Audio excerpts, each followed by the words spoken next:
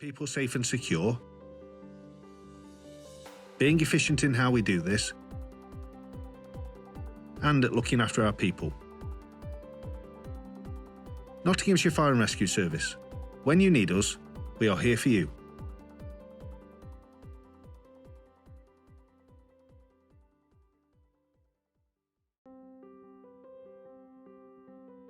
Nottinghamshire is a great place to live, work, or visit. As your Fire and Rescue Service, we are proud to say that we've been rated good at what we do in protecting and serving our communities.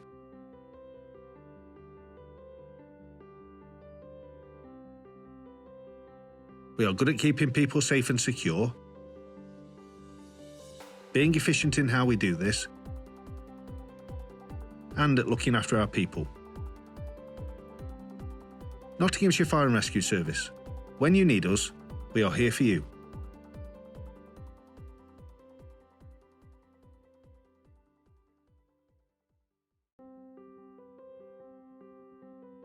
Nottinghamshire is a great place to live, work, or visit. As your Fire and Rescue Service, we are proud to say that we've been rated good at what we do in protecting and serving our communities. Okay, good morning everybody. Welcome to Nottinghamshire Institute of Nottingham Fire and Rescue Authority meeting, Friday the 16th of December at, I think just gone, or just about 10:30. Welcome to everybody. I'm going to move on to the formal agenda. So, first and foremost, let me just, before we do apologies for absence, we will deal with this formally in a moment. Welcome Councillor Turner to the Fire Authority. You're most welcome, Nigel. Thank Look you. forward to working with you. I'm sure you'll enjoy your time on the authority, and you're very, very welcome. It's about 43 years since I was last here. It's PC 1256. Oh, excellent. Well, you're welcome back, Nigel. Okay, first item on our agenda is apologies for absence. Chair, we have apologies from councillors Nick Rain, Steve Battlematch, Robert Corden and John O'Lee. Thank you very much, Kath. Any other apologies? No? Thank you.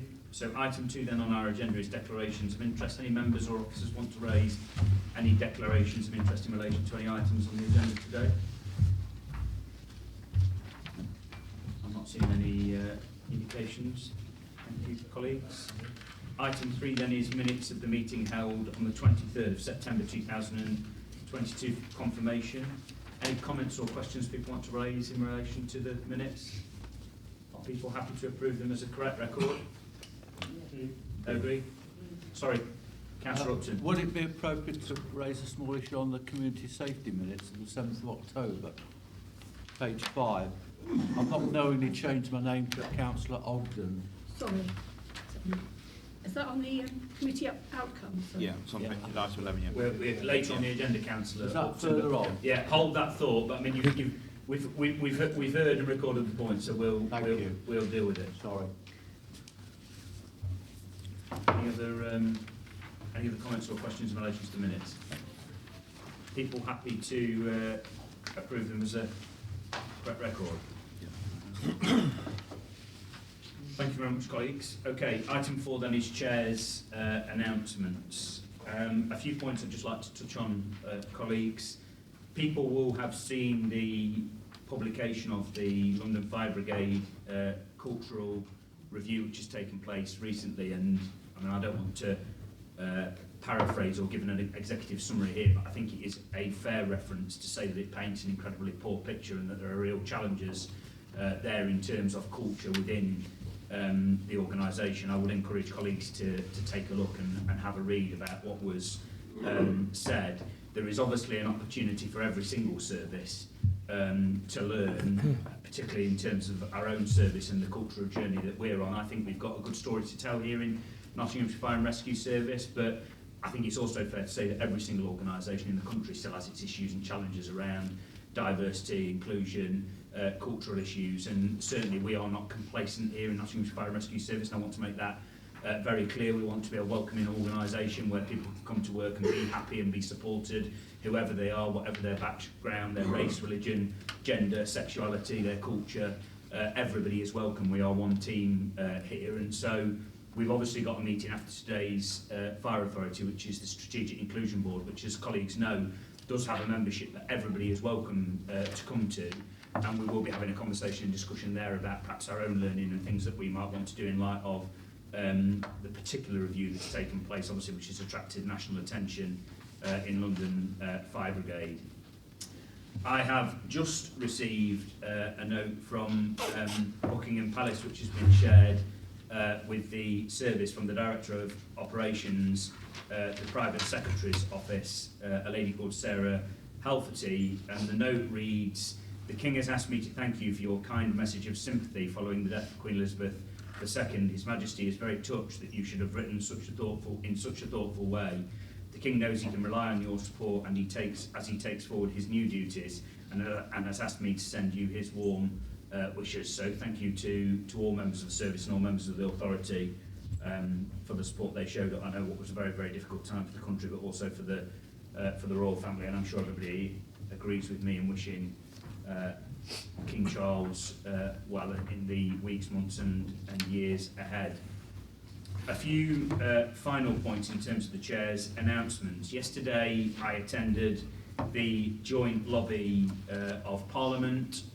We were hoping to lobby specifically the Fire Minister around the issues in relation to ongoing cuts to the service from central government, the pressures that the service faces, trying to strongly get our case across in advance of the local government funding settlement, which we hope the government will publish as swiftly as possible next week, because Becky and colleagues will have to crunch the figures over Christmas. Colleagues will be aware that this arose out of the joint MPs and Fire Authority members seminar that we held recently, and also the last Fire Authority meeting, where it was made crystal clear in this authority, and I was very, very supportive, that there was cross-party support for the joint lobby, and the intention was for members of the Fire Authority, a very good proportion, if not all, of our members of Parliament from the city and county, representatives of the trade unions, the Fire Brigades Union, and hopefully the Minister to attend. The Chief Fire Officer also took time out of his busy diary to make sure that the case was put across from the services perspective. It was a really positive day yesterday, and I want to particularly commend colleagues from Nottinghamshire FBU, but also nationally, the Fire Brigades Union. Mark Still was obviously here with us today. Mark spoke very passionately about the impact on the service of the cuts, and we know there's a consultation around the proposals at the moment. We were joined by the Assistant General Secretary of the FBU, Ben Selby, the General Secretary of the FBU, Matt Ratt, joined us. The Chief Fire Officer spoke, and as the Chair of the Fire Authority, I spoke.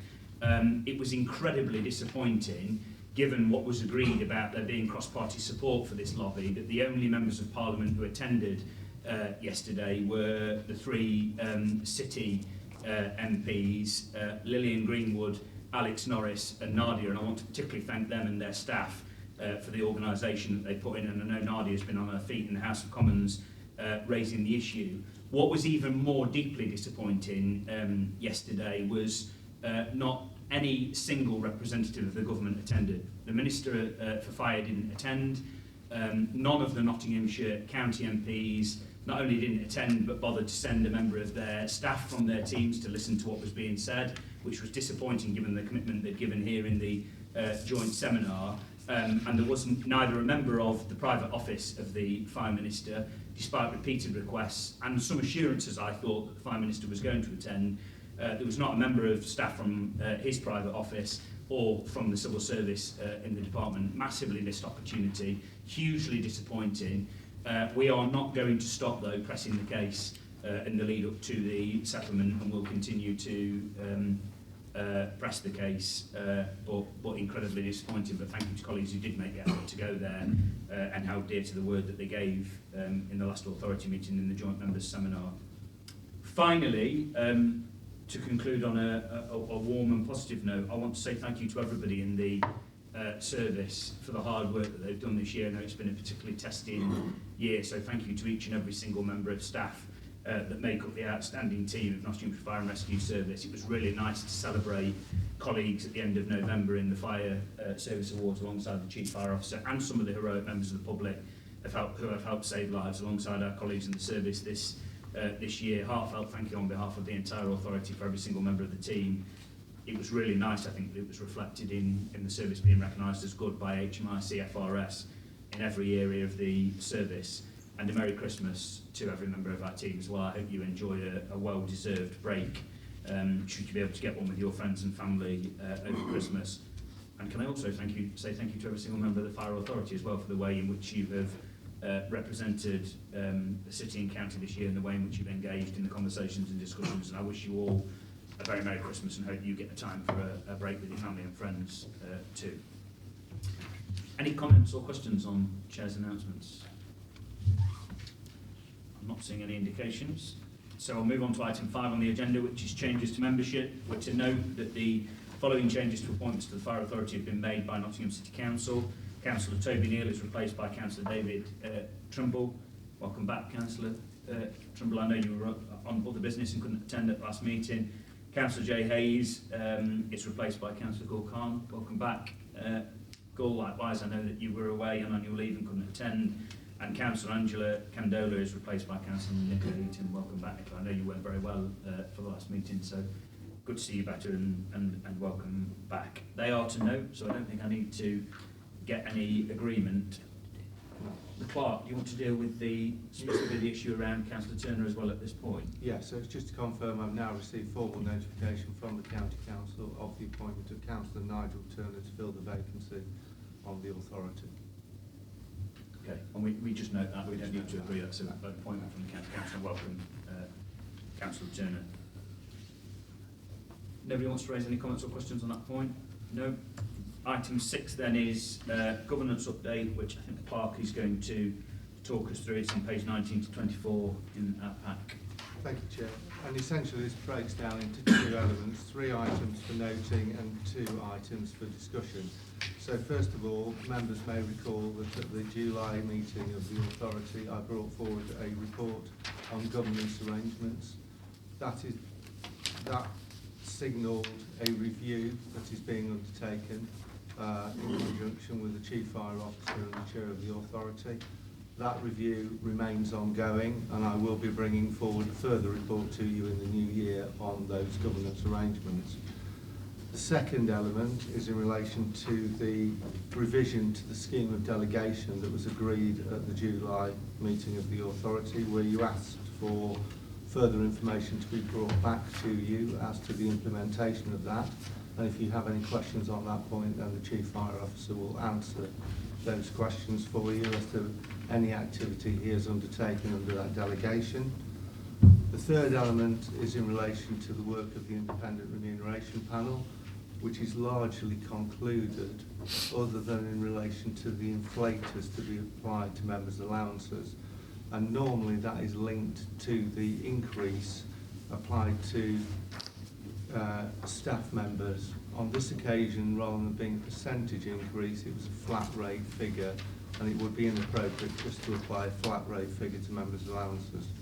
So what I have asked the Independent Remuneration Panel to do is to look at the inflator to be applied, and there will be a further report coming forward on that, hopefully for the February meeting of the authority. The fourth item, and this will require your consideration, is that with the deletion of the post of Deputy Chief Fire Officer, we now need to put in place business continuity arrangements should the Chief Fire Officer be unavailable or incapacitated in any way. So there are recommendations in the report which ask you to approve that in those circumstances that the Policy and Strategy Committee would be convened on an urgent basis to review the arrangements to be put in place in the event, as I say, the Chief Fire Officer was unavailable. And the final element for consideration by you is in relation to the production of paper copies of the agenda. At the moment we have a mixed approach. Some members receive their papers digitally, others receive paper copies. If we are going to move forward on a digital agenda and effectively adopt cost-saving measures, one of the things we'd like to look at is whether you would be prepared to accept papers for authority meetings on a digital-only basis.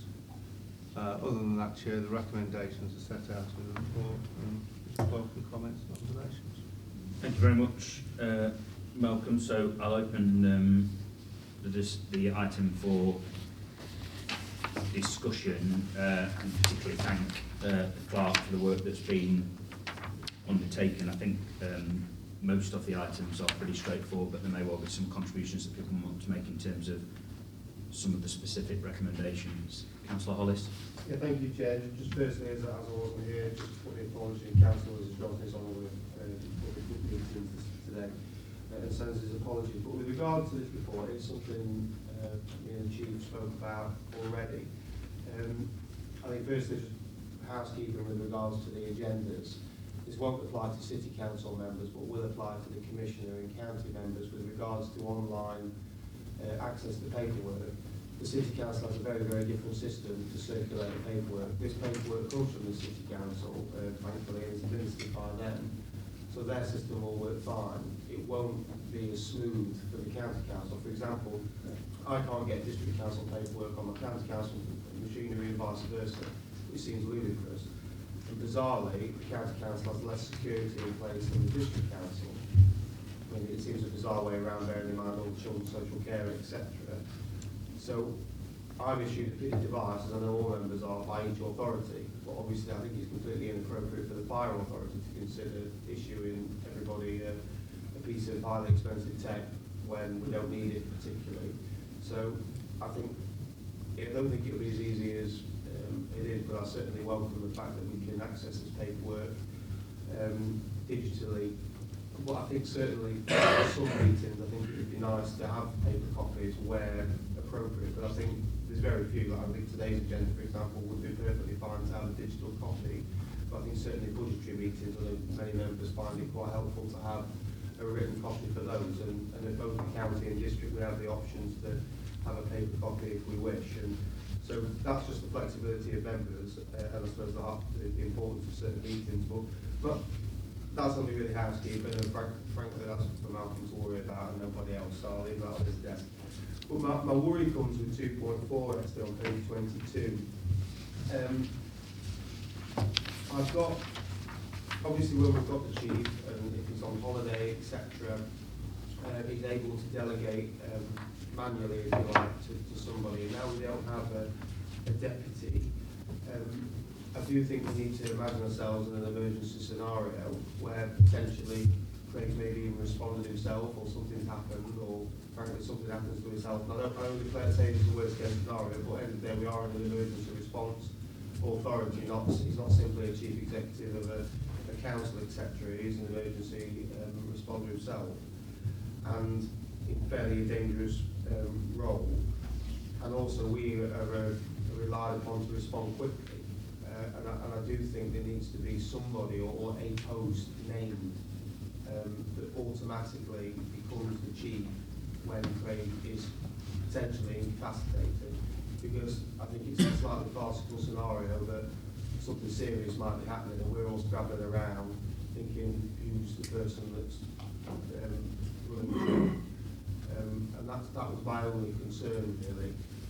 So certainly at Ashfield Council and County Council these mechanisms are in place. Like at Ashfield, for example, where there's two deputy leaders of the council, one of them is delegated to take over from the leader should the leader be unable to choose one himself. And I think they're the kind of mechanisms that should be in place here. But I think the line about convening the committee could also remain there, but there also needs to be that automatic handover, would be my strong opinion. Thank you, Councillor Hollis. Just in terms of, I'll ask the Chief to perhaps just respond about the point around emergency arrangements. Just if I may, in anticipation of other comments about the digital first approach, I take what you're saying. I agree with you, Councillor Hollis, about the differentials between the way the city might approach things in the county, and then obviously we've got the Police and Crime Commissioner as well. I think the way of dealing with this is that I've no problem with the authority today agreeing to an in-principle digital first approach. I think we should wait until after the AGM in May. There isn't long left until the AGM. I think we should come together as a policy and strategy committee and decide how we're going to deal with it, because actually I think there is a conversation about should people have devices to make sure they've got accessibility papers. Is that appropriate? Isn't it? How do people access papers? How do members feel? And perhaps having that conversation here in this committee this morning isn't the best way of dealing with it. So I think we should establish the principle, if colleagues agree, of digital first, but ask policy and strategy committee or one of the committees to look at the detail and make some recommendations so that they're in place for the new intake of members at the annual general meeting in May would be my suggestion, rather than us trying to design a process by committee here this morning. Chief, did you want to say something about the emergency arrangements, and then I'll bring in Councillor Wheeler? Yeah, and Councillor Hollis has mentioned this to me previously. I guess really you've got kind of deputies or a PO team, is what I sort of say in terms of Mick Sharman and Canada. So they operate service delivery and service support. So the running of the organisation they already do, I don't do. And I guess really if they were substantive in post, you have two people in terms you could run a process or team who was necessary. So I think it wouldn't be as problematic as we might think.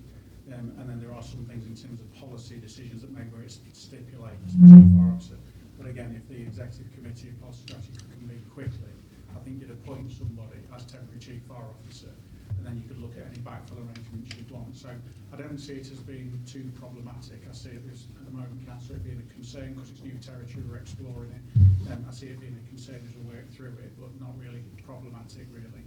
But we'll certainly bring you back some reassurances and what members will be happy with. At the end of the day, we are your authority appointed officers, we're not just service appointed officers, so we need to listen to what's being said. And if I can, Chair, just on a couple of other things we made. The digital first thing, we see it as very much a journey for authority as well as a service. It is a quote within your community risk management planning about moving to be a digital first organisation. That's possibly just for where the world is, but also there are some savings in that as well. And we're trying to move to an example setting scenario, and we see very much that you as our members are part of that example setting around our digital first targets really. So thank you, Chair. Thank you, Chief. Councillor Wheeler? Yeah, thank you, Michael. So, I mean, the point I was going to make was very similar to Tom, really, about the point about the Chief Fire Officer obviously not being here. Just make sure that our constitution effectively is reflective of that, the fact there is no Deputy Chief, and we've actually got that in situ, because I think, as Craig is quite right, he's got a team that he trains up to be able to cover. He's not there on holiday, he's not here on holiday elsewhere and could do those roles. We just have to be clear that we are operating in the legal framework we have for our constitution, and that's right to do so. So if we're just confident that the constitution is reflective of that, then I wouldn't have any problem in principle with that approach. In terms of the digital first, yeah, we support digital first. I mean, obviously, the way most councils are going, but I think again we need to be clear things like exempt items. So at the minute where we can have to go on the member hub, which again is a city council system, we then have to operate on our technology. Why we couldn't have those exempt items sent to official council email addresses? Because again we have that protection in place already that we do for council stuff. We just need to make sure from that the clerk's fine with it and the GDPR officer's fine from it from the fire authority, just make sure that works.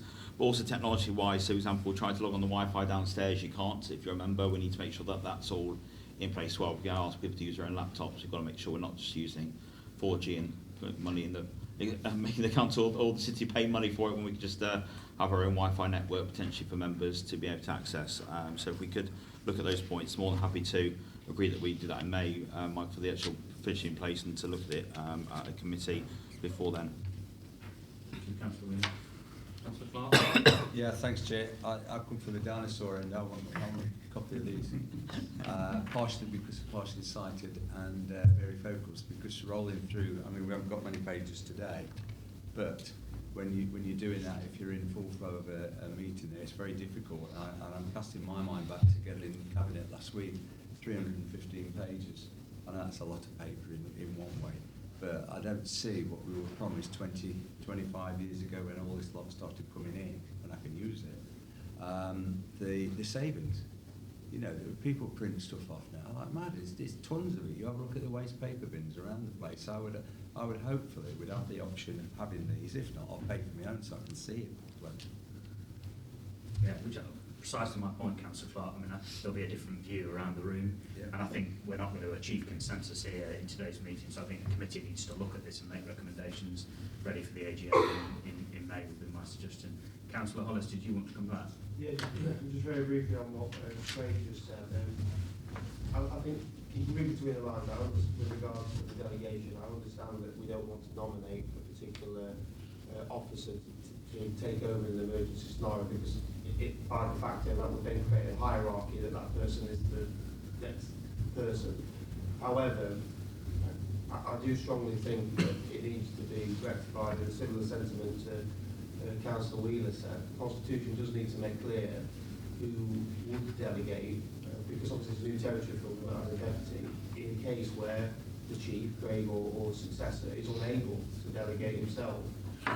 While we have great respect for Nick and Candida, there may be disagreement amongst them. And I think that at that point we need to know, as an authority, and the officers that sit behind them, who will be making the decisions. And I don't say that lightly. We only know when it's an emergency case scenario, but at this point we're being told that we're going to get together and call a committee, which might take hours, might take a day. And then Mick and Candida and others are working out who's making the decisions. And yes, there might be agreement, but there might not be. That's where the problem may lie. I know it might sound a bit doomsday, but these kind of things, the whole point of these governance arrangements in the first place. And we've had them in place all this time. It's just that we're talking about it because it's no longer in place now. I mean, my own view on this, I'll bring the chief back in, is the arrangements I think the clerk has set out work in a circumstance where there's not any immediacy about the issue. You hope you don't face many of those problems. We perhaps need to get the clerk to just reflect what do we do if the committee can't be pulled together swiftly if there is a circumstance. I hope there aren't many circumstances. You do as an authority elect a chair and a vice chair, and I think there is a role for the chair and vice chair in those circumstances, in the same way there would be for a leader of the council or the police and crime commissioner. If there were an emergency circumstance, I wouldn't be sat on my heels not having a conversation with either candidate or Mick. It matters not actually being those two, it's those two people in those posts about what we do in an emergency situation. So I think we perhaps ask the clerk to just work up the proposal and make sure it's reflected in the Constitution, so that there's real clarity about what happens in those circumstances. And of course, you as an authority hold the chair and the vice chair to account. So you would have to explain why you'd taken the decision that you'd taken if you couldn't bring the committee together swiftly. So I just think in practice, there's a way this stuff would work. What needs to happen is it be reflected in the Constitution to make sure that it's there in black and white. Chief? Yeah, I think we've already got business continuity arrangements in place now for the loss of people. It wasn't necessarily focused on it being the chief fire officer, but in terms of loss of people. And that's what I say in terms of the team, in terms of the daily running. And of course, chief fire officers, like other people, disappear on holiday for 2 weeks at a time. So I think the immediacy to the authority, your point, Councillor, is about how quick a committee can come together. I think that is something. There is detail here that you've given us that we need to kind of work through and give you that reassurance. But it's not something that keeps me awake. I think we just need to give you that reassurance about what do we do if this happens, and we'll come back to that as an ongoing process. I think Malcolm's report says about a schedule of review, and I think that is something that was picked up by members last time. We shouldn't be waiting a number of years to review it. There should be ongoing review in a kind of a scheduled way of this, and we'll bring you back that detail if that's okay. Okay. Any other colleagues? Just Yeah. two comments from me really. So I think there's a difference to be drawn between operational arrangements on a day-to-day basis and formal arrangements in terms of putting somebody in the role of temporary chief fire officer if something were to happen with Craig. So I just draw that distinction. And then the second point I would make, having heard what's been said in relation to the last recommendation, perhaps I could suggest an amendment to it which would read, approve in principle the adoption of a digital first approach to authority reports at a date to be agreed, following further review by the Policy and Strategy Committee. Yeah. Happy to move that amendment. Seconded by Councillor Wheeler.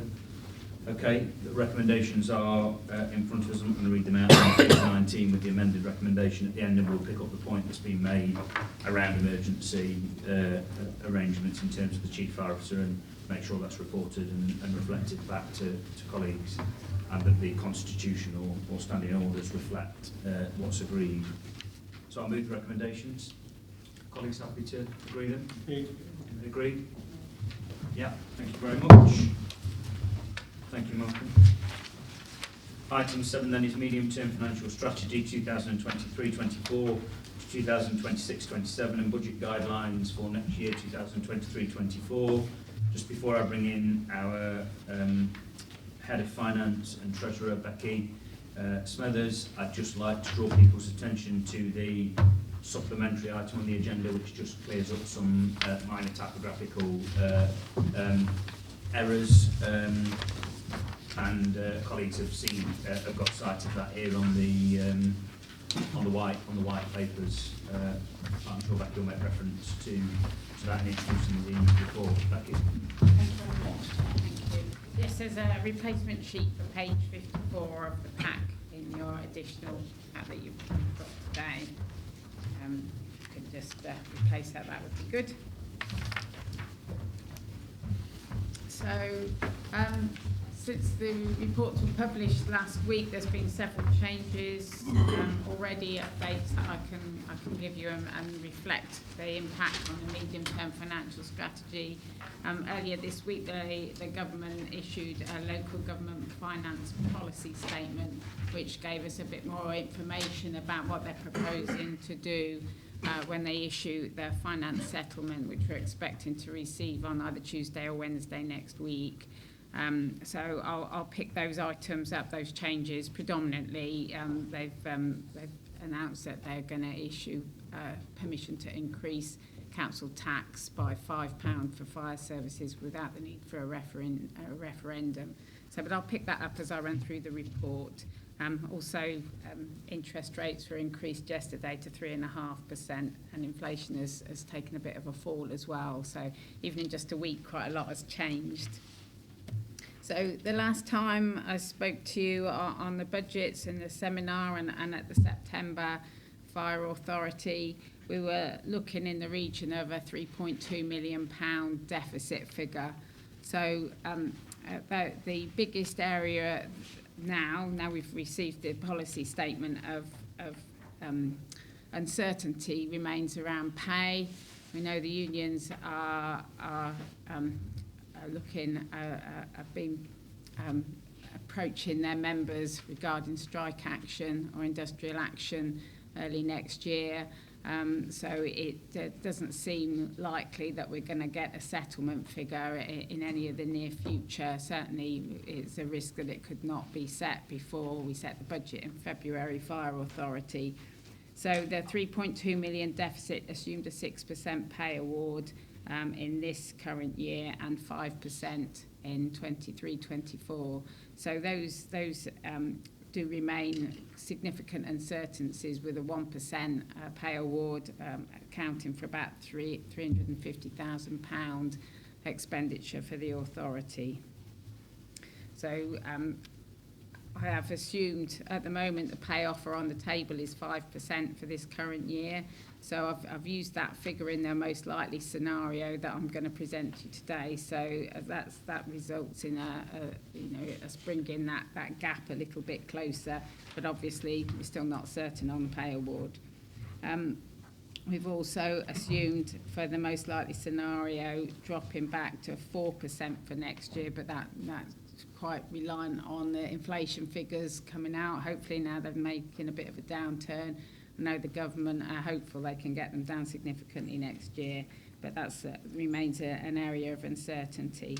So we've been working very hard to try and get the budgets put together, and we're in a better position than we would normally be at this time of year, mostly because we haven't had any auditors in to keep us busy. So the expenditure budgets are largely done. We've got a few areas that we're just waiting a bit more information on. So I feel fairly confident with those. The biggest area outstanding or that we need to update for are business rates at the moment. You'll be aware from the autumn statement that the business rates are being updated for a revised valuation, which is in place from 23-24. We did expect that to be postponed a little bit, but it hasn't. And the cost to the authority could be as much as £500,000 for that. So we're just waiting to feed those through and get a bit more information before I can finalise those. So if I can refer you to page 29 of your pack. The council tax As I mentioned, the policy statement has given fire authorities the ability to increase council tax by £5. If this were to be approved, it would raise additional income of £1.6 million. So the figures that you've had previously have all assumed a 1.95% council tax. So you'll see in table 1 on page 29 that's an increase of £1.1 million from 1.95% that we've got currently included in the figures. So if I move you on to the case scenarios, if you look at page 52 of your pack, I've tried to put the figures together for a worst case, a most likely case, and a best case scenario. I would say the worst case scenario, we now know that we've got the opportunity to increase council tax above 1.95%. So I think if members approve that in February, then I think we can avoid that position now. So if I look at the most likely case in table 3 on page 53, you'll see that we're looking at a deficit of 2.145 million. So that's to do with the savings of the differing assumptions around the pay award, and also a saving on minimum revenue provision, which is your debt costs, due to a delay in some of the projects on the capital programme of this financial year, which will have an impact on next financial year's debt costs. So that's come down a little bit by about £1 million. And if we have the £5 council tax that I've just talked about, that will bring that down by a further 1.1 million. So you'll be looking at a deficit of around about £1 million. Obviously, the biggest uncertainty is the pay award on there. And if you look on page, on your revised page in your revised pack on table 4, you'll see that if we had different assumption around pay award, bringing it down to 3% next year and 5% this year with a £5 council tax, that would lead us into a largely a balanced budget position for next year. Until we get those final figures, I'm not able to give us any guarantees on that. But we've now got the £5 award, so it is largely the differing scenarios are largely based on the pay award now. So that's your information moving forward on the revenue budget case. If I move onto the capital side, the capital strategy is attached, starting on page 56. Oops, just found a piece of paper.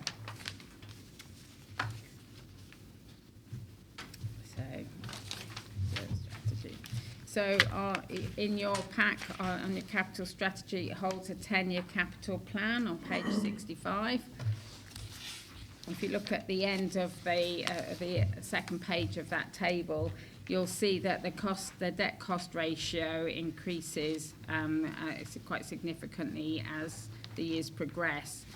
We have a debt ratio maximum of 8% that's been set by Fire Authority, and I wouldn't recommend increasing that percentage. So that reflects, if you like to consider it as your mortgage as a proportion of your income at home. So we're saying that our income, the debt cost shouldn't increase over 8% of the income that the authority receives. There are some things that will affect that in the future, and the inflation that we're currently experiencing and the increased awards that we're likely to receive as a result of the policy statement that we've heard today will reduce those ratios, because our expenditure will increase, so our net revenue will increase. which will bring some of those ratios down. But this is obviously an area that we need to keep a close eye on. Interest rates as well form part of that debt costs, and where they go in the future will have a very large impact. The fact they've increased this year is because the interest rates have increased from the assumptions that we had when we set the budget from last year. So we have purposefully delayed some of the capital expenditure, mostly around estates, by 2 years, just to give us a little bit of flexibility to see where things go. If things change and we get more certainty, then we may be able to bring those forward again. Unfortunately, we do have some expenditure that would be beneficial on the estates at the moment, but we felt that the equipment and the appliances were a priority to make sure that when we're responding to incidents, firefighters have the most up-to-date kit that they have available to them. So moving on to the reserve strategy, which is in Appendix 4 on page 68. So last year we set a minimum level of general fund reserves of 4.5 million. I have reviewed those, and I'm conscious of comments that members have made regarding the level of reserves, and that some have felt that it's significantly higher than perhaps some authorities have. But the General Fund Risk Register does identify that we have a significant number of risks, and the economic uncertainty that we're facing at the moment, and also the threat of industrial action and the threat of increased pay awards are putting a lot of uncertainty on the authority, and I don't feel I've reviewed them and I've upped some and I've taken some down. So I'm recommending to you that the reserves remain the same. The recommended level for general fund reserves remain the same. Moving on to earmarked reserves. You'll find a list of earmarked reserves on page 80 of your pack. Again, these reviewed annually. Last year we released £1.8 million of earmarked reserves so that we could fund create 2 new reserves, £900,000 for the budget support, and also a further reserve, 936,000. I think I've got that the wrong way around. Actually, I think the 936,000 was the budget support, and 900,000 to support Futures 25 efficiency programme for any costs that come out of that, and you'll be aware that's currently progressing. So this year, there's analysis in the third column there. We've reallocated some further funding, communications development, which was not required because we received grant. It was set up when we had the ESN grant originally. We thought we'd have more costs that we needed to fund ourselves. So I'm proposing to move that towards the Tri-Control mobilising system. With the new contract and issues that are going on around that area, we feel it would be prudent to have increase our level of reserves in that area. And then other reserves that we feel are no longer required, I was proposing to move to the budget pressure support earmark reserve to take that to £1.1 million. So I think that's run through the medium-term financial strategy. I know it's a lot of information. Before we run through the recommendations, has anybody got any questions that they'd like Thank to you, ask? Becky. Thank you for all your hard work, and thank you for all the hard work you'll be doing next week and over Christmas as well to crunch the figures in terms of the settlement that is hopefully forthcoming at the earlier part of next week. Councillor Heaton, and then Commissioner Henry, and then Councillor Wheeler. Thank you very much, Chair. I just had a question on the budget requirement. So I'm aware that a large percentage of our budget requirement does go on salaries, and you've mentioned the different levels, but you've also mentioned the considerable economic uncertainty that the country currently faces and inflation. So your different budget requirements, are they purely based on different pay awards, or it has greater uncertainty in the poor state of the country's economy come into that at all as well? Yeah, so I've kept it because we've managed to have a look at the most significant budgets. We've increased, obviously, fuel and gas and electric have been major increases in the business rates.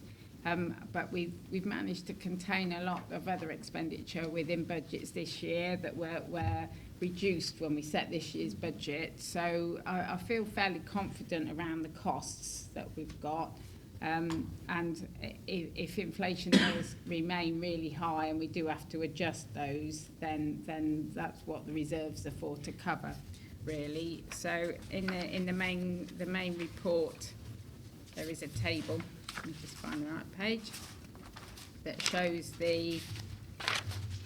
on page 31 that shows the different assumptions in those three scenarios. It is predominantly around pay.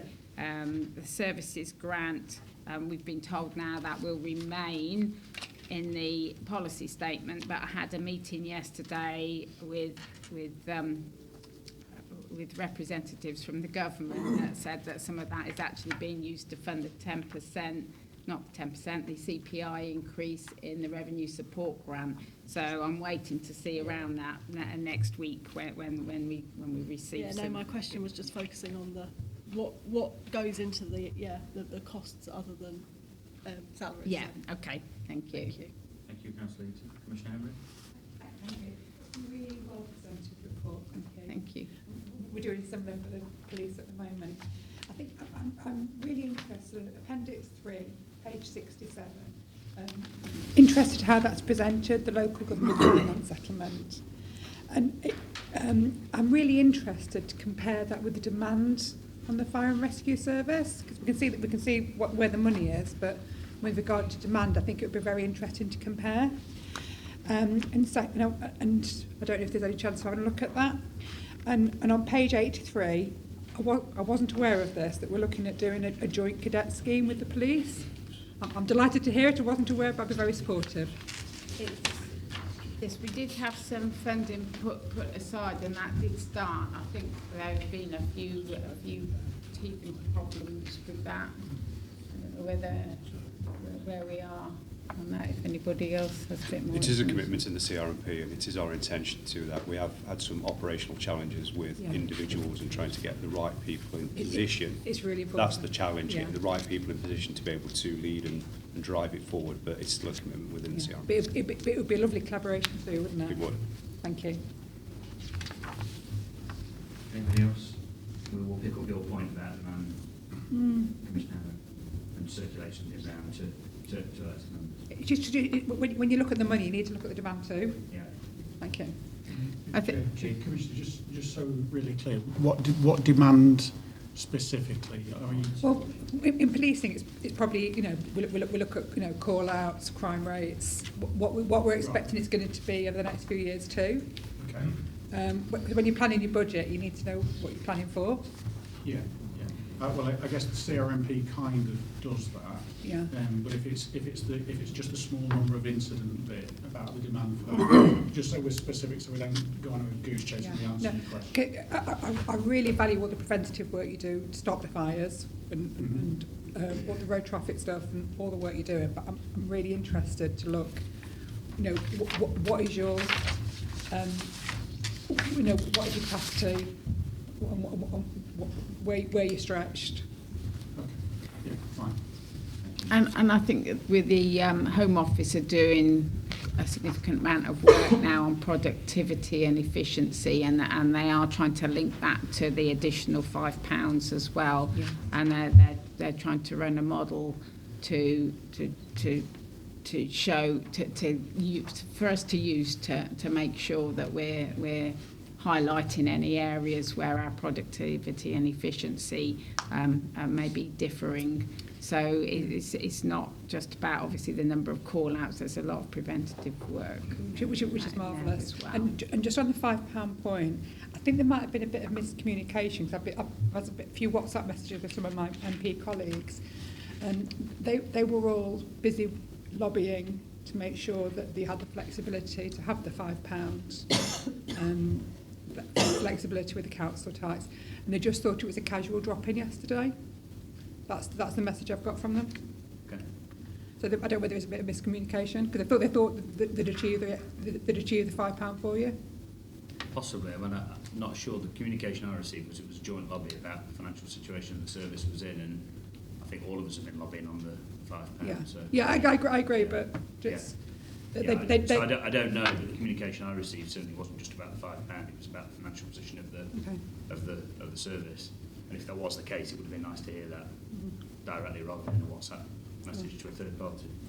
Councillor Wheeler and Councillor Clark. Yeah, thank you. So again, thanks for the work there. I think, as you kind of said in the submission that we discussed earlier in a group, is that it's what we have at the moment. So like I say, until we have the financial assessment, until you get the hopefully all the other things firmed up in terms of the pay award and everything else, so it's the best guess, which obviously your best guess is usually better than anyone in terms of know where we're going to be and where we currently are. So I'm more happy to obviously support where we are at the moment in terms of the reports and the position, like I say, until we get that firmed up information, so we can obviously make a decision in February where we go forward. So like I say, it's good the precept and the pay award and the assessment. That's the three things really, isn't it, to make sure we can give you the tools to go and do your job. So once we've got those in place and we can vote on that and firm that up, we go forwards. Yes, thank you. Councillor Yeah, thanks, Chair. I'm despairing. I keep going to these different meetings, and we're going to stick another. I don't mind the £5. I think I'm glad we're getting to there, because at least it'll give us something to have to play around with. Well, not play around with, but use. Commissioner's going to be banging us a FD increase, no doubt. And, if I need to do it. Yeah. We are at County Council. We're going to put the £5 at Gedling. We've got water. We've got all the rest of it. These are going to land to people. They're going to put them behind a clock and say, how do I deal with this? And what I really said, I don't know whether... I think the government's lost the way, there's no doubt in that, and I don't want to make it over-political on this, but I think it needs to be getting their heads of the best brains in this country to try and see how we can work out and try and get into the 3-year plan, which would help us to try and budget things, because you can't do it. I mean, I see 6% there, we've got 6% in, which is quite high in some terms for our staff increases. I want to accept 6%, not risking your life doing all this sort of stuff now in today's things. When the bills are coming through excessively, and I've got people coming to my surgeries now saying I'm paying £10 plus a day for gas. How do they do it on very small incomes? The government quite rightly have increased the living wage. I get mixed up with them, the average wage, whatever, living wage thing. And it's about 19,000 now. The pension is only around about 10,000 on a static pension. We're asking a lot from a lot of people, and I've seen some correspondence that was coming through yesterday. Where are we going to get this from? Who do we go to? And it's an appeal on their behalf. I'm not saying cut back on ours, but is there any way, possibly, you could have a coalition of minds, a coalition of government or whatever, to try and sort this mess out, because we are really in a mess. We've got masses of buildings, and I look at my own, I look at the county council, and I don't know what the space there is here, but are we making the best use of all those buildings? There's all types of things that we can start to look at, but it's getting very, very serious now, and the message is quite clear, and I thank Becky and the team for putting this together, because it's quite easy to read. But how are we going to deal with, in my own small council, 120,000 people, about 400 workers, 450 is it? At Gedling, our gas bill, we thought, okay, gas, electric, £250,000. We'd expect an increase. I'm then told by the chief exec and the finance 151 officer this week it's now £750,000 out of a very finite budget, and I don't know where we're going to get it from. I think we've all got to, some of us, particularly when it gets into the heavy politics, we've got to park those for a while we unravel this and get it back into business. So, Chair, I am really concerned about the future now, because we are really cutting at all sorts of different things that we took for granted years ago. That service would be there, and you see that with all these strikes and things that are going off today, because the nurses, people like that, do not strike because they want to strike. They're in a situation, and I've got nurses in my my girls are in nursing, and I see the amount of pressure on them and other people, the police, the fire, the ambulances, all those types of people. The whole thing's in turmoil. Needs somebody to sit back and cancel Christmas for a few people, And let's try and work this out, because it's not going to go away. Thank you, Chairman. Thanks, Councillor Clark. Councillor Hollis.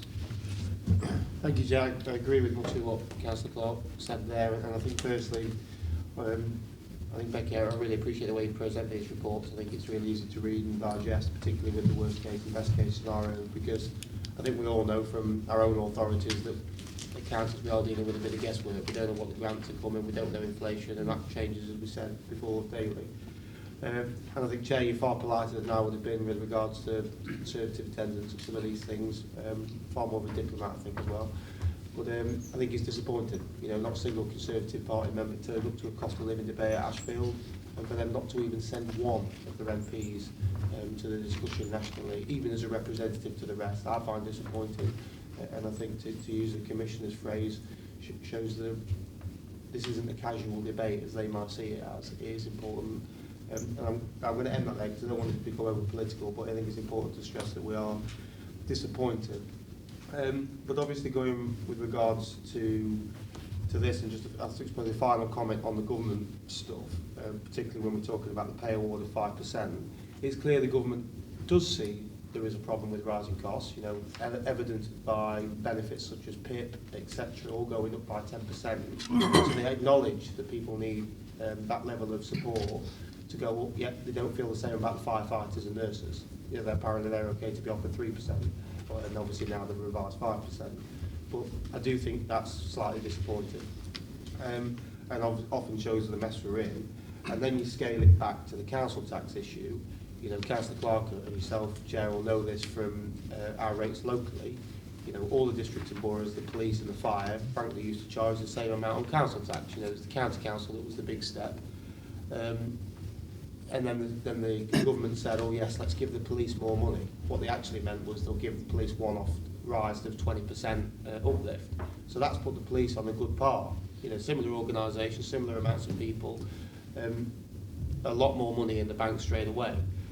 And then you look at the problem in Nottinghamshire. Yes, this £5 rise is fantastic, and I think to use the phrase that John said, it gives us that flexibility, not to get into the fact that people are struggling. You know, they also need a fire service, so I think we're quite modest rise for us. But of course, what does that £5 increase to mean to us? Not £5, because most of our base budget is Band A and Band C, so £5 turns into £3 straight away. Whereas you compare that to our neighbours, and of course this was the disagreement where when we had our learned friend, the new MP for Rushcliffe, and was stating that why hasn't impacts happened in Derbyshire and Leicestershire in the same way, in Lincolnshire. Well, obviously, often what she failed to understand was the fact that they've got a considerably higher council tax base than us. So government grants affect us more disproportionately, and of course £5 increases, because of course £5 to them probably means £6, £5, because they've got EF properties in considerable number to us. So, and of course to scale that back demographically, as we know, that those budget pressures hit us a lot further, because neighbours lower down the demographic scale often require services like the fire wall. So we've got a higher demand of less money. And that's why I have great admiration for what Becky does here.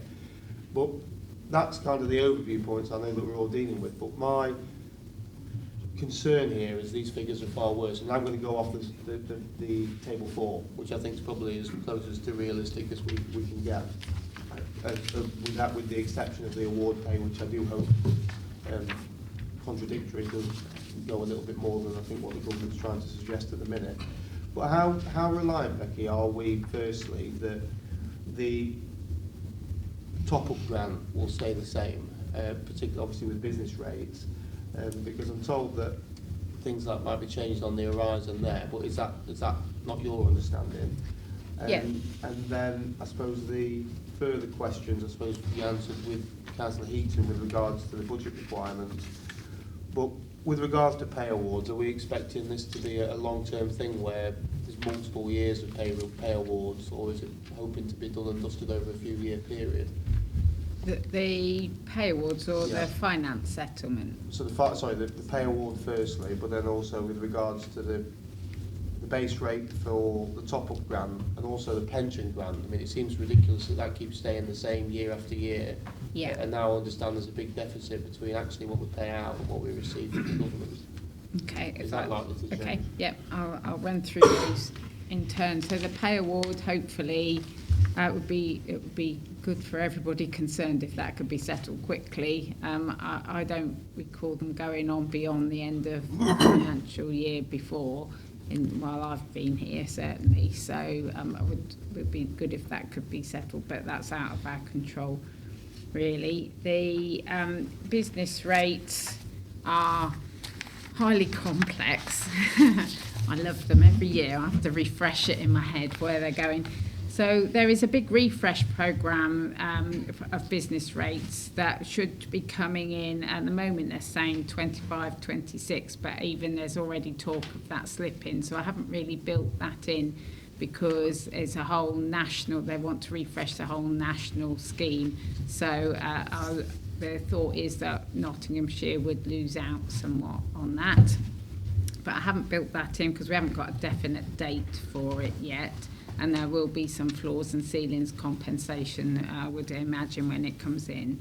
So the business rate income we receive, the business rate income, the 3 million is what we get in from the business rate payers. And then we get a top-up grant from the government, which is the £7.2 million. And then they also they give us a Section 31 grant, which you don't see in here because that comes in under our net expenditure. So, and that comes from all the reliefs that they give businesses, or the COVID reliefs, for example, that we get, or the fact that they haven't increased business rates by inflation to be paid by business rate payers. They compensate the fire authority for that. And at the moment, this current year, we're getting £1.9 million for that. And I expect that will increase because, well, it will increase. And I've built those figures in. So we're expecting that to increase by CPI in the announcement that came out earlier this week, the policy statement. So the top-up grant, although it doesn't go up in here, that's because it doesn't increase by inflation, but we get the compensatory grant, which is included in the budget requirement figure. That's why you're not seeing that. So we are getting more money, but it's just not shown in the income that we have. This is where we have to produce for the statement of accounts, so it's sort of a technical accounting issue rather than we're not receiving it. I've covered everything. Oh, the pension grant. I know there are talks ongoing about whether that's moved into our base settlement. So that's a grant at the moment that comes from the Home Office, and they're trying to get that built into the grant that we receive from the government. So it will probably go into revenue support grants. So you might see that this year. I haven't heard what's happening with that, but I know that's for several years now they've been trying to get moved in, and then that will increase with inflation or whatever the revenue support grant increases by thereafter. So there is, we're just waiting to see. I'm not sure which line that will come in when we get the figures next week. But you might see that already moved and increased with inflation this year. Thank you, Becky. Thank you, Councillor Lyson. Chief, please want to say something? Yeah, just a few things if I can, Chair. Firstly, thank you members for recognising the work of the team. It's been a very fluid year financially, to say the least. And the team, as ever, always step up to the plate. So thank you for recognising that, and I'll share that with Becky. I think there are some challenges about year-on-year settlements are still not helping in terms of strategic planning, and it feels like you're lurching from one position to another, and it can move very, very quickly, and that's something we're certainly lobbying hard through National Fire Chiefs Council, I know, through the LGA as well, that it's doing, and we do need to kind of see that long-term ability to plan. The pay offer, I think, and Alyssa, about your point about that, I don't personally see a resolution to that current issue till at least February. And I think you need to be reminded that the Fire Brigades Union are at consultation about ballot for industrial action. That ballot closes on the end of January. They've extended it slightly by a week, I believe, from the initial notification that the clerk and I have had from the Fire Brigades Union. So we won't really know till February, and I suspect, given the kind of conversation we're having nationally, government won't look to intervene because obviously say, well, it's an independent between the employers and the employees. But of course, there's no money in there for them to be able to unlock that if it's just going to be about money. So I suspect it's going to relate into the financial year. That may cause some issues because, of course, during January and into February, as an authority, you want to be making some decisions about precept recommendations and balancing the budget come 23rd of February. So it's going to be very, very compressed through February about whether you'll be able to do that or not. And with the work we've done this year, the £1.5 million of underspend that we generated in temporary savings, a lot of that is mopped up by this in-year pay settlement, if it ends up being that pay settlement, which we don't yet know about. Hence the issues around reserves and those kind of things. And it'd be easy through the worst, best and likely scenario in the paper to sort of think, well, it doesn't look as bad as it is and we can all kind of relax a little bit. My view to the team, nothing's changed at the minute. We're still working on the planning assumptions we know. We don't know, we'd like to think in terms of precept, and Councillor Clark, I share your views. Lots of people telling me about the difficulty. It's not this £5, it's the £15 that the police authority may be able to do. It's what local authorities end up being 60, 70, £80 for somebody, not £5. So you do have the Futures 2025 strategy that we will continue to work on, because that clearly is delivering some efficiencies. There is some good news in it, but as your Chief Officer, my view is nothing's changed at the minute until we get some proper figures. And of course, 27th of January, just to kind of remind members, there is a members' seminar where we wanted to bring that back because public consultation will close, we'll have had the numbers, and we'll have a lot more richness of information to be able to share with members about probably what 2023-24 looks like. So a bit of a look forward there as well. Thank you, Chair. Thank you, Chief. Just before we move the recommendations, there was a question asked earlier about what does successful lobbying look like. Successful lobbying for me looks like Nottinghamshire, the City of Nottingham Fire and Rescue Service no longer being the 7th worst affected service in the country in terms of dropping its core spending power. And just to be absolutely clear, that is a government measure, not my measure. Core spending power means the amount of pounds and pennies you've got available to run your service. And the government's data is crystal clear on this. Since 2010-2011, if you compare where we were at then to where we're at now, Nottinghamshire and the City of Nottingham have seen a reduction in its core spending power of 5.2%, 5.26% actually to be specific. Compare and contrast that to the services that have done the best out of the government since 2010-2011 compared to where they're at now. Hampshire and the Isle of Wight have seen a 14.95% increase, Bedfordshire have seen a 13.6% increase, and Shropshire have seen an 11.92% increase. So, with the greatest respect to the MPs who think they've had some success by arguing for £5 to be levied against council taxpayers who are already struggling in a cost of living crisis, if they want to be successful in their lobbying, in the funding settlement that's going to come out next week, I want to see, as the chair of this fire authority, and I think residents who live in the City of Nottingham and Nottinghamshire will want to see a position reflected in the government's own data that sees Nottingham and the City of Nottinghamshire Fire and Rescue Service move away from being the 7th worst affected services in the entire country, because it is crystal clear you cannot fund an emergency service on the local rates or on council tax as we know it. Next year's budget, we raise 31 million from council tax and business rates. We take 5 million from the government, and I think the government has to answer why they've allowed the City of Nottinghamshire and Nottinghamshire Fire and Rescue Service to get into that position. So that's what successful lobbying looks like to me, not shunting the cost onto local council taxpayers. And the second bit for me that's absolutely got to happen is a move away from single year, or even I think it's the Secretary of State is promising us, which is consulting on a 2-year settlement.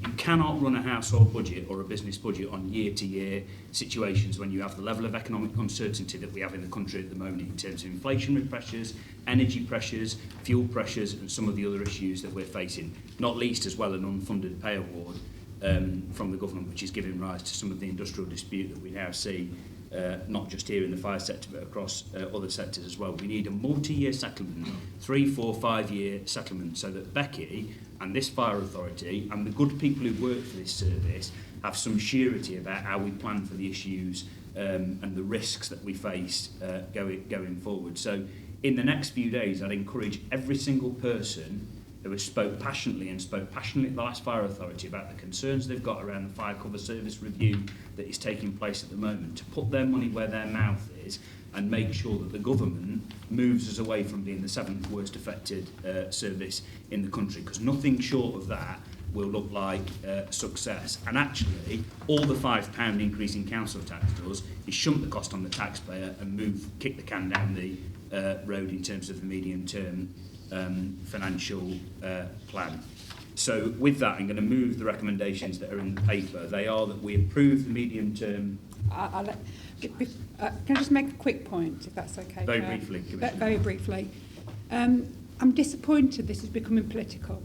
I'm disappointed this is just becoming a pop at the government. This is not what this should be about. Thanks, Commissioner Aaron. You're entitled to be as disappointed as you like. I'm incredibly disappointed with the settlement that this service has received from the government year on year, and if you're disappointed with the political collapse, that's something that your own colleagues can reflect on in terms of the way they've conducted the debate about this in the last few weeks and months. I'm not going to continue the debate. I'm going to move the recommendations. The recommendations are that we approve the medium-term financial strategy as set out in Appendix A, that we approve the capital strategy and flexible use of capital receipts strategy contained within the MTFS, that we approve the reserve strategy contained within the MTFS, that we approve the proposed minimum level of general fund reserves of 4.5 million as set out in the reserve strategy, that we approve the reallocation of earmarked reserves as detailed in the reserve strategy and set out in the table within the report, which is on page 26 and was referenced by the head of finance and the treasurer, and that we task the Finance and Resources Committee with providing guidance to the Fire Authority in February in respect of both the options for council tax limited to either a council tax freeze or an increase in council tax within the referendum limit, and that the options for addressing any budget deficit to enable the Fire Authority to move to a balanced budget as required by law. So I'll move those recommendations. Somebody happy to second the recommendations? Councillor Clark seconded them. I'm going to call for a vote given the contributions that we've had. All those in favour of the recommendations? All those against? Any abstentions? Thank you very much, colleagues. I think that was unanimously agreed. Okay, we'll move on to item 8 on our agenda, which is Treasury Management Mid-Year Review 2022-2023. Becky. Thank you, Chair. This is a quick report. So you're required to receive a report on the Treasury Management activity during the year. To be fair, there's not been an awful lot of activity during the year. Our investments are currently at £16 million. And there's some information on the portfolio and how it's held in the report. Those mostly reflect grants that we've received and the earmarked reserves that we hold. Borrowing for the authority, current borrowing stands at £32.9 million, which is within the operational and authorised limits that we're permitted to, that were approved by Fire Authority in February.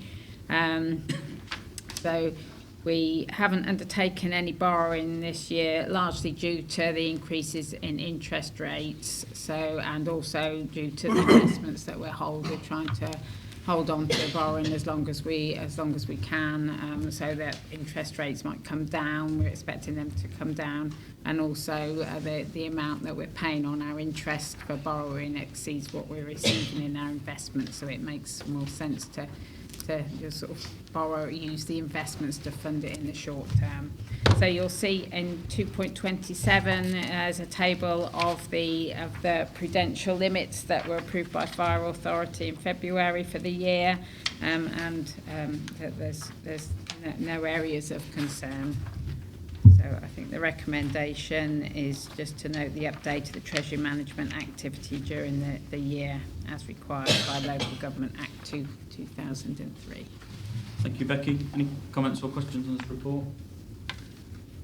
No, I'm not seeing any indications, so I'll move the recommendation. Members know the contents of this report. Colleagues happy to approve? That agreed? Thank you very much, colleagues. Item 9 then is the corporate risk management. Chief? Yeah, it is, Chair. Thank you. Members may not have seen this, but certainly Finance and Resources Committee members will have seen it, and it was a recommendation from that committee that this be escalated to full Fire Authority. Reason for that really is that some of your high risks have been escalated to very high. They're outlined in the report. We're doing a lot of work at the moment around making sure that the community risk management plan or the corporate risk register is in lockstep with each other. There's still some evolution and maturity of the stuff. We've got to do that in terms of how we evolve and we use that.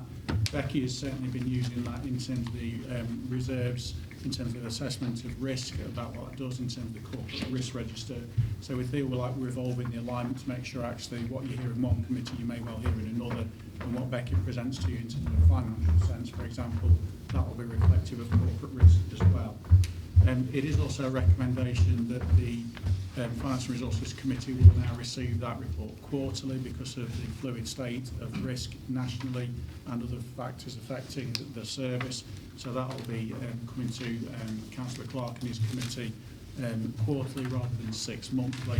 And I guess really they can take a view of that committee really about whether the continued escalation is required at full fire authority.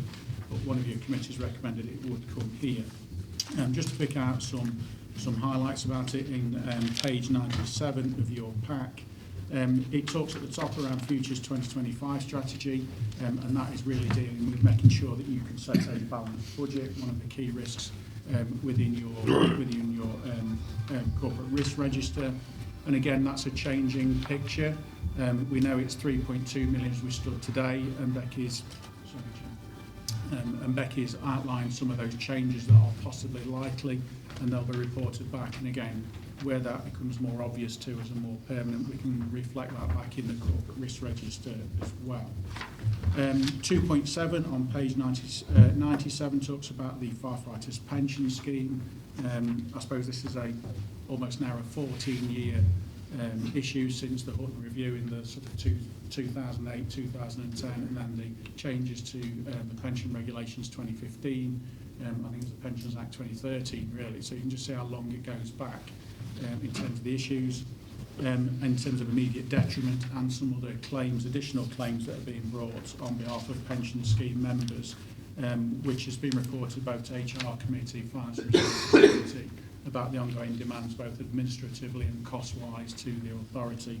And again, that's been reflected in here. 2.8 talks about employee engagement, and this really centres around less so local issues, but clearly locally this is an issue, but this is more around industrial disputes and national picture in terms of pay disputes, and that clearly is spilling over into the organisation. And you'll be well aware with all the reports we've given you about the amount of resilience planning we're doing just in case firefighters do take industrial action. And you'll also be aware from previous information that you're a very heavily unionised fire service in Nottinghamshire. Something like 95% of the workforce is part of a union, so any industrial action will have a significant effect on community and public services. And again, that's reflected in your report. 2.9 talks about workforce sustainability has been escalated from high to very high.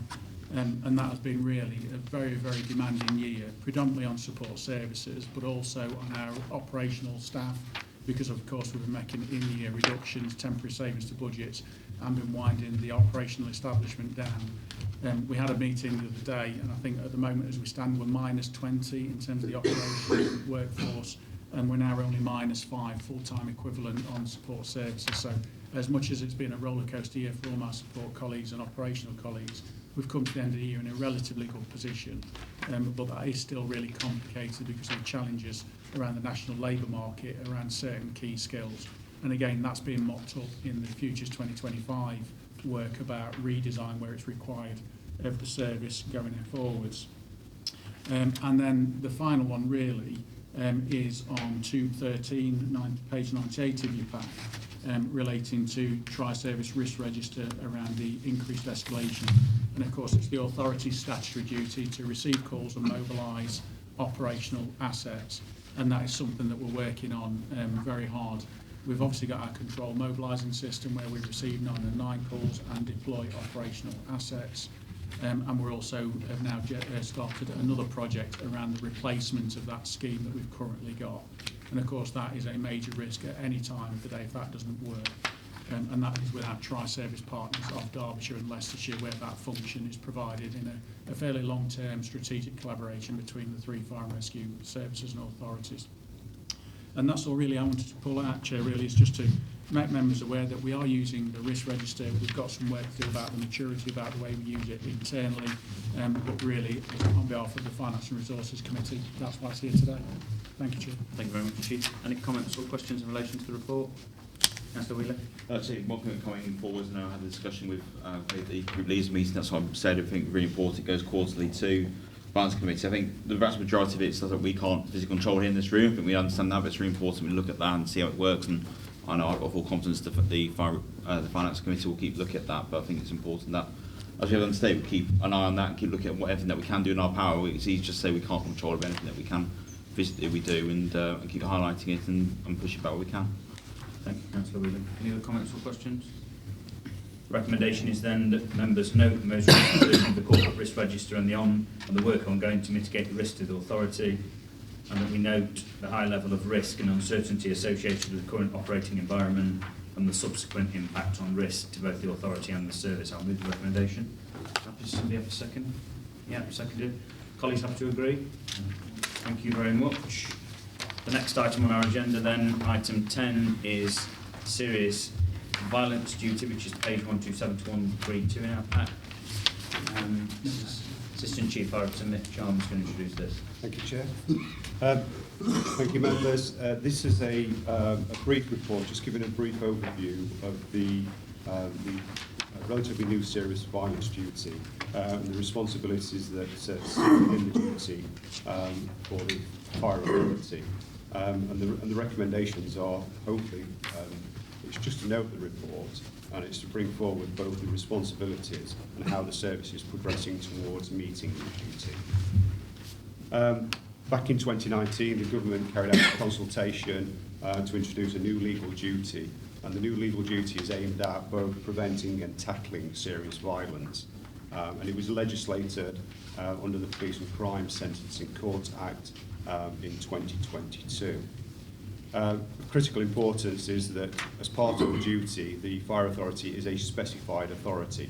So it's a named authority within the duty which clearly sets out some key responsibilities. And those key responsibilities could be encompassed in that there is an emphasis on early intervention, particularly around young people. And that is particularly key for the work that we obviously already conduct within the service, but it's a key responsibility of the fire authority. Since the report has been published, I can now confirm that the duty will commence at the end of January 2023, so it is imminent. As I've previously mentioned, under the duty, the fire authority is a specified authority, a named authority. However, whilst there is the authority is a named authority, the Police and Crime Commissioner's office have taken a lead role in terms of the implementation and the coordination of the authority. But it's also worthy to know that the Police and Crime Commissioner is not a named authority, but within Nottinghamshire, that is the way that is the method for both sort of facilitation and the implementation of the authority. So the PCC's office is working with partners, a wide variety of partners, to both inform the individuals aware of the duty and how it will be implemented. And this has been facilitated by the Serious Violence Reduction Board and also a Serious Violence Duty Implementation Group, which representatives from the service sit on and contribute to. Whilst the duty is new, a lot of the activities that are undertaken in the duty are not new to us in fire and rescue services. A lot of the activities that we'll be required to undertake are already being undertaken by the service. For example, we already work with vulnerable people. We carry out visits in people's homes. We attend schools. We visit buildings that house vulnerable people. And we do schemes such as the fire setter schemes. So there's lots of activities that are very complementary to your existing requirements as part of the duty. So I have every confidence that we can both carry on doing what we do now, but also look at it under a different context around serious violence. Also important is that the individuals as part of the service, particularly frontline individuals, understand the requirements of the duty and are able to use the particular referral pathways to be able to report any concerns or any concerns that they have regarding serious violence. And as a requirement, we already require frontline staff to undertake safeguarding training on an annual basis, and we'll refresh that. As part of the implementation, we've conducted a gap analysis, and whilst it's pleasing to report that, as already previously mentioned, we do already conduct a lot of the activities that will be covered under the duty. There are still areas for improvement, and one of those particular areas that have been identified is the way that we receive and share data regarding the interventions that we undertake. And there is a sub-working group under the guise of the PCC's office that's looking at how we can, with other partners, share that data. So early interventions and prevention of serious violence can be more effectively both identified and tackled. And that's it. Thank you very much. Commissioner Emery, do you want to say anything on that? I just wanted to thank the Assistant Chief Sharman. You're not giving yourself enough justice for how much hard work you've done on this. It's been instrumental as part of this Sydney's Favourites Violence Reduction Board. And actually, FIRE's quite ahead of anybody else in this area. Gentle nudge to anybody who's involved with their authorities, make sure that they're ready. This is coming in at the end of January. So thank you. And that data piece, we have got a little bit of funding, which I know you're aware of, Meg, where we're going to be trying to think about how we can share data best. Thank you. Thank you, Commissioner Emery. Councillor Clark. Yeah, thanks, Chair.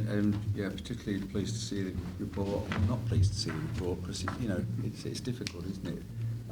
Violence in society seems to be gaining some ground at the moment, and it's difficult for the police. And having done your job, I know what it's like for them. It's very difficult, and they don't go to work to be attacked. And the same with the fire service, and increasingly we see it. I think the last one was Mansfield, but somebody from our gang will tell us, but where firefighters doing their duty are then being attacked by the idiots. What I would say is, just to ask is, are we including, on the 1.4 there on page 128, the sharing the data, are we sharing some of this data with the courts? Because some of the actual sentences and some of the way it's dealt with is very frustrating. It doesn't work like that. I know, but it is, because what backing has our staff got against these people. Also, the police do an absolute excellent thing here with the triage for mental health. Do we do anything with, because there are a lot of people out there who've got so many mental health problems, and we see the people in the city now that are scattered all there, unfortunately, they're offered some help but won't accept it, but then can turn violent on drink and drugs, that type of thing, and then can see a uniform, it doesn't matter what uniform it is, it might be a traffic warden or something like that, but bang, straight in there. So I know our triage, I think we've got 6, is it now? 6 in the triage team. We have a car in the city and a car in the county, and different shifts of that. Plus, we've got somebody in the control room as well. Yeah, doing some absolute excellent work at the moment. I thought if we could link closer with them. Thank you. Nick, and I think the Chief also wants to come in as well. Chief? Yeah, as Mick covered, staff in terms of the safeguarding things. If I go back a few years, a lot of staff are saying we're not social workers. Yeah. And I think the culture and thing that change in safeguarding, we've had alerter and referrer mechanisms in place a long time. I think one of the additions around the mental health complex case in council has been the occupational therapist, because that gets us access to health a lot more, because we have that embedded occupational therapist. There's still more to do. My biggest frustration across partners is data sharing. Yeah.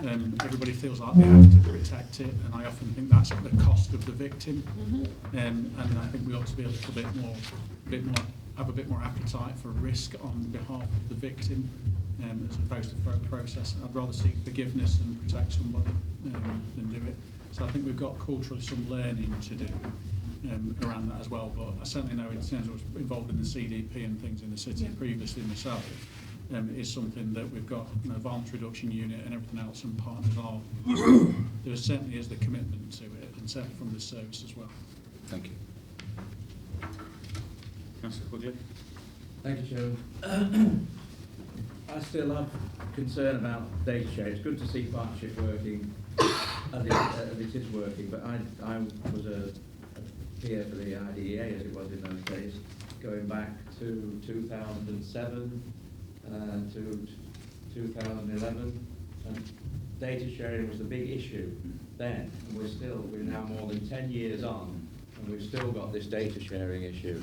Some work was done by the IDA and partners in Liverpool in the early part of 2008-9, I believe it was, where they identified through data sharing that a lot of the problems caused in a particular community were caused by one family. And they put extensive work in on that one family with the police, the fire service. Every agency you can think of was put in, and it saved them over £1 million in costs that one particular family were generating to the community. So I'm rather surprised that we're here now, more than 10 years on, and we're still having issues with data sharing. And I share the Chief's concern that really we can't continue like this. If we're going to crack down and make sure that we address problems fully, then we need to be able to share data amongst all our partners so that we can get a full picture of what is going on. Thank you, Councillor Quigley. Couldn't agree with you more. Councillor Hume. Thank you.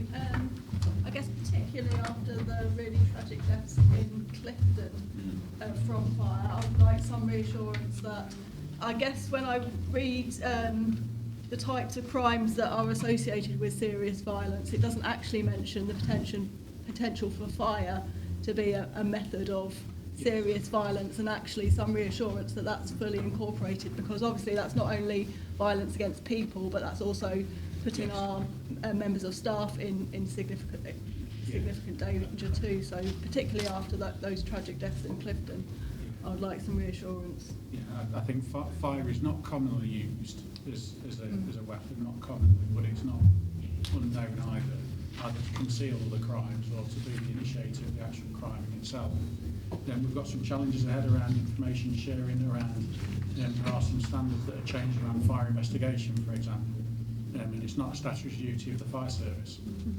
You know, in terms of where it becomes a deliberate act, so where it's likely to go to court, for example, there are changes in terms of forensics, ISO standards, where there is some challenges that a lot of the fire sector is not going to be investigating those fires. And it would be the purview of police to do that. Currently we do it as a shared thing at the moment, and that of course gives us the information sharing ability at the moment. That will change if fire services don't investigate those kind of fires in the future. So we've got some challenges ahead, Councillor, to provide you that reassurance, but we're working on it on behalf of the region, and at the moment Nottingham's a lead authority in the East Midlands on that, so that may help in the future. Thank you. No more comments or questions? Thank you, Mick, to you and the wider team for the work that's going on in terms of this piece of work, and obviously another good example of collaboration, not just with the Police and Crime Commissioner's Office, but also other partner organisations that are involved. So thank you to everybody involved with what is an incredibly important piece of work, and the contributions that the voting members have made to the discussion. The recommendation is on page 127 in the report.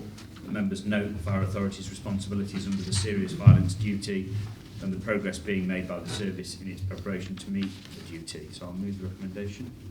Seconded by Councillor Clark. Colleagues happy to agree? Thank you very much. The next item is item 11, committee outcomes. Any comments or questions other than comments already been put down publicly by Councillor Upton, which we will rectify. We'll rectify Councillor Upton. Anything else, Councillor Wheeler? Just in community safety, I think item 5 is repeated twice. I know it's not a thing just before we publish something, all right, just to take that out. Thank you. Noted, Councillor Wheeler. Anything else? People happy to note those committee outcomes? Agreed. Thank you very much. Item 12 then is exclusion of the public. So I'll move the motion to consider excluding the public from the meeting during consideration of the following item in accordance with Section 100A of the Local Government Act 1972, the Schedule 12A Part 1, Paragraph 3, on the basis that, having regard to all the circumstances, the public interest in maintaining the exemption outweighs the public interest in disclosing the information. So I'll move that motion. Somebody happy to second that? Seconded by Councillor Clark. Colleagues happy to agree? Thank you very much. So could I ask